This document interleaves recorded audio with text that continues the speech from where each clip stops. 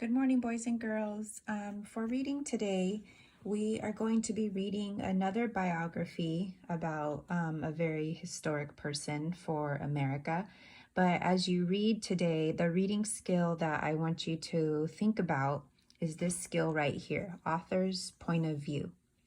And what that is, it's when you think about the author, the person who wrote the text, who wrote the story, who wrote the biography in this case today, how they feel about the person depending on what it is that they're writing. So here it says the author's point of view is his or her position or attitude about the topic of the selection. So how do they feel about the person for today's reading?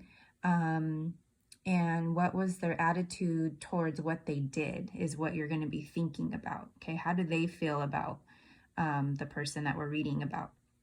And it says, looking closely at the reasons and evidence presented in the text will help you figure out how the author feels about the topic. Okay, so today in your green practice book, you're going to be reading a passage about Thomas Jefferson. And if you don't know who Thomas Jefferson is, well, you're going to be learning about him by reading this text. And you could also Google him, and I'll try to see if there's a video about him, maybe on Brain Pop Jr.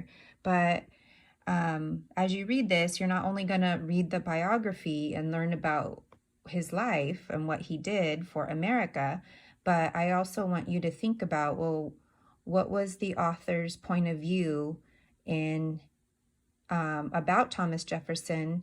And you can figure that out by reading what he wrote about him. Did he have a good attitude towards him, or did he have a negative attitude towards him? And you can figure that out by reading all the evidence. Okay, so what I did here is I numbered the paragraphs. So this is paragraph 1, paragraph 2, paragraph 3, paragraph 4, paragraph 5, 6, 7, and 8. Okay, and I put the little paragraph sign with the number next to it. And then your questions to answer, it asks you which detail in first paragraph, paragraph 1, tells you what the author thinks Jefferson's biggest accomplishment is. So accomplishment is something that he did that is memorable, something historic. So what was he known for? What was his biggest accomplishment? So to find that, you're going to go back and look at the first paragraph and read to find that evidence. And then you're going to write it here, your answer here, make it a complete sentence, please, with a capital letter and a period. And then here, you're going to have to think about what was written in the 7th paragraph.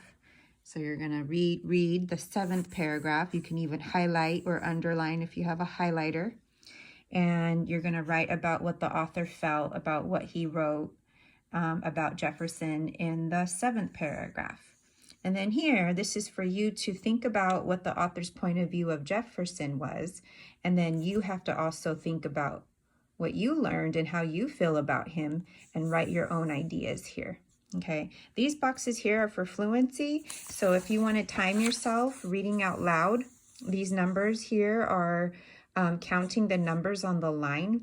So starting with this word here, makers, 103, that's counting the 103rd word. So if I read for 1 minute and I got up to this word here, I would know that I can read 103 minutes in 1 minute. And then I would put that, the words read, 103. If I didn't make any errors, which is mistakes, I would put 0. And then my score would be 103. So you can also do that. You can set your timer on your iPad or your phone. You could have somebody else time you and test your fluency. How quickly and correctly can you read for 1 minute? How many words can you read? Okay, so that's your reading assignment today. And then, like I said, I'll also try to find maybe a video on Thomas Jefferson so you can learn a little bit more about him. Have a great day.